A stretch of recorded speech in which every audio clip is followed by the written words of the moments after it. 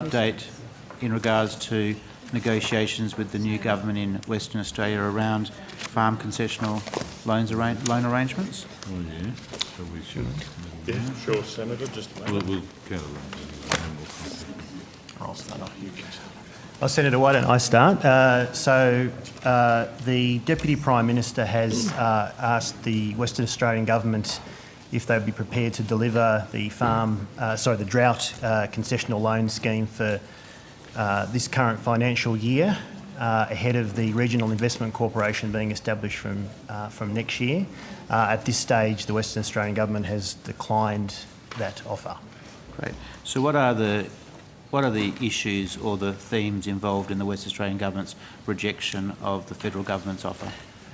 Senator, I understand that the Western Australian Government considered that the Commonwealth's offer of administration funding was inadequate, and they also asked the Deputy Prime Minister to vary the guidelines for the loan scheme to include events that went beyond the purposes for which the loans scheme is currently designed.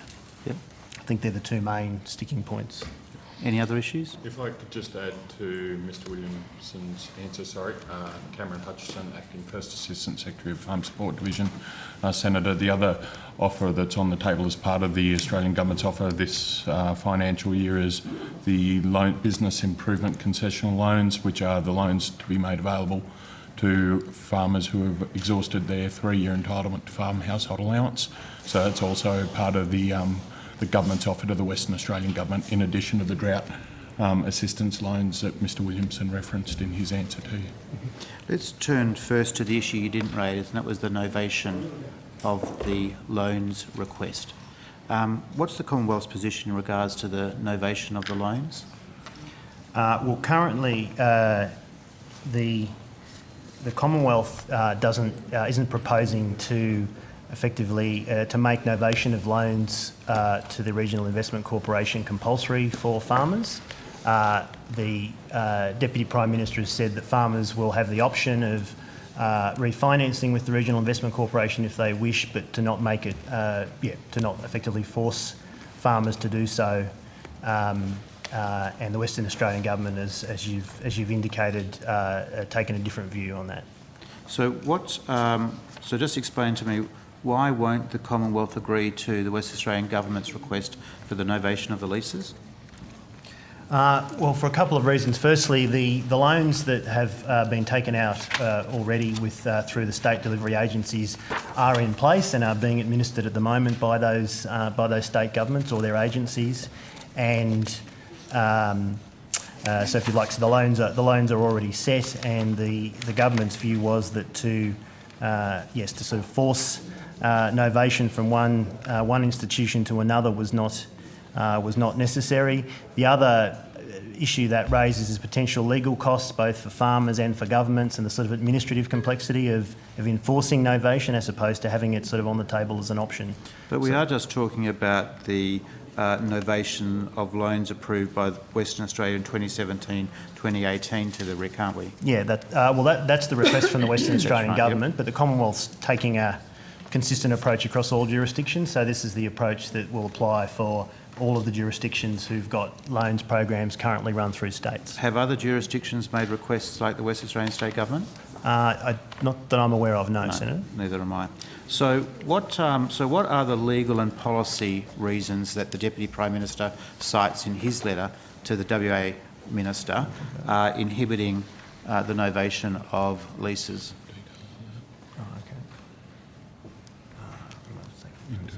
I'll take that on notice, Senator, because it may well go to the heart of legal advice that the Commonwealth has that the Commonwealth has received in its considerations of establishing the Regional Investment Corporation. So in the letter it says from the Deputy Prime Minister, my department has advised the novation of any loans approved by Western Australia in 2017-18 to the RIC would be impractical due to a range of legal, policy and cost reasons. What would those legal reasons be? As I said, Senator, in terms of the question on the legal advice that supports the department's view, which is, as you can see from the clause you've read from the Deputy Prime Minister's letter, that goes to legal advice, and I'd like to take that on notice before taking a decision as to whether to speak about it in more detail here in the committee. Okay, because just because you have legal advice that there might be constitutional impediments, for example, doesn't mean that that legal advice can't be tested, doesn't mean that within government there are certain thresholds at which the government is prepared to take legal risks around constitutional issues. Well, I mean, those decisions are a matter for a government to take, Yeah, Senator. so when you provide that information, I'd be keen to sort of understand not that there is just a risk, but what is the profile of that risk? Could be a low constitutional risk, could be a high constitutional risk. So then just turning then to the issue of guidelines for the loan schemes, why is it, just as a general policy issue, why is it that we have uniform requirements around drought assistance in a continent as big as ours with such varying weather conditions and... Sure. The existing drought assistance concessional loans do have a climatic trigger, as you allude to, Senator. So currently farm business needs to demonstrate it's been impacted by up to 2 poor seasons caused by drought. To assist farm businesses demonstrate their eligibility around that criteria, we've developed with the Bureau of Meteorology a rainfall deficiency analyser which assists farm businesses in assessing as to whether they've had a 1 in 20 year rainfall deficiency. One of the features of the scheme that has evolved over the last couple of years is an additional flexibility for farm businesses who sit outside of those Bureau identified areas to work with the delivery agency in their state to actually demonstrate that their conditions are indeed severe and warrant further consideration. So it's not a black and white approach taken by the Commonwealth, but what we do require is that it is at least 2 years worth of hardship caused by drought, which goes to, I suppose, an expectation that farm businesses are at least able to manage through at least 1 poor season.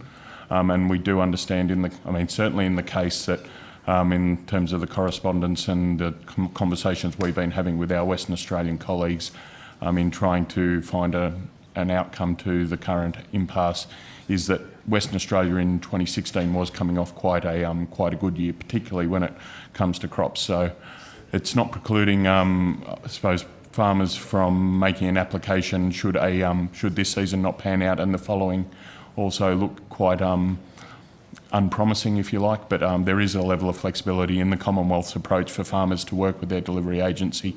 It is, however, a requirement that there is 2 years' worth of hardship. Right. So they are flexible and they do evolve? Yes, but I would say, Senator, just one additional point to that. So the Commonwealth's flexibility exists within the current drought assistance concessional loan scheme, which has been made available since 1 November 2016. Yep. I would note that the Western Australian government decided not to pursue that scheme either and did deliver an extension of the old drought concessional loan scheme. And am I right, this is the debate between 5 years versus 10 years? That is also an issue, yes. The new loan products offered by the Commonwealth do have a loan term of up to 10 years. So why can't the eligibility requirements continue to evolve and have additional flexibility around issues like frost? Well, I think that the government's position has been clear on this. I suppose what the government is doing, though, is moving towards the delivery of a new product in the Regional Investment Corporation. We are now some 3 or 4 months into 27-18, and the government's offer for 17-18 through the states and Northern Territory is as it stands.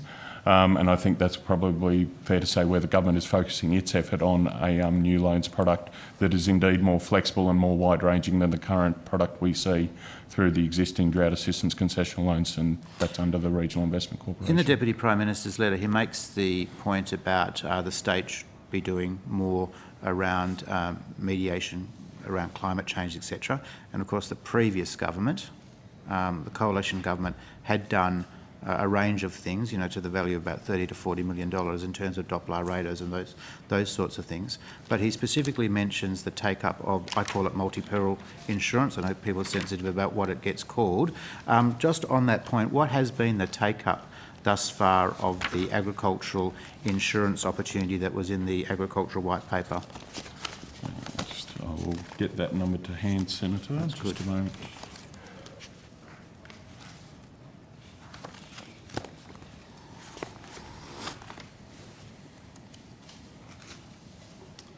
So, as at 19 October 2017, Senator, 77 applications have been received, with 67 of them approved to a value of $147,500.